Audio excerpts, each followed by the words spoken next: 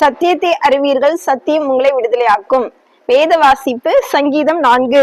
என் நீதியின் தேவனே, நான் கூப்பிடுகையில் எனக்கு செவி கொடும்.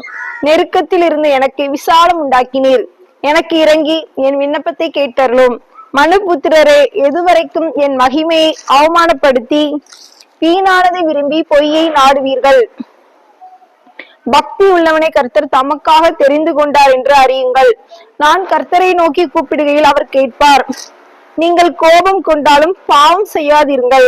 உங்கள் படுக்கையிலே உங்கள் இருதயத்தில் பேசிக்கொண்டு அமர்ந்திருங்கள். நீதியின் பழிகளை செலுத்தி கர்த்தர் மேல் நம்பிக்கையாய் இருங்கள். எங்களுக்கு நன்மை காண்பிப்பவன் யார் என்று சொல்லுகிறவர்கள் அநேகர். கர்த்தாவே, உம்முடைய முகத்தை ஒளியை எங்கள் மேல் பிரகாசிக்க பண்ணும். அவர்களுக்கு தானியமும் திராட்சரசமும் பெருகியிருக்கிற காலத்தின் சந்தோஷத்தை பார்க்கிலும் அதிக சந்தோஷத்தை என் இருதயத்தில் தந்தீர். சமாதானத்தோட படுத்துக்கொண்டு நித்திரை செய்வேன். கர்த்தாவே, நீர் ஒருவரை என்னை சுகமாய் தங்க பண்ணுகிறீர். கர்த்தர் உங்களை ஆசீர்வதிப்பாராக. ஆமேன்.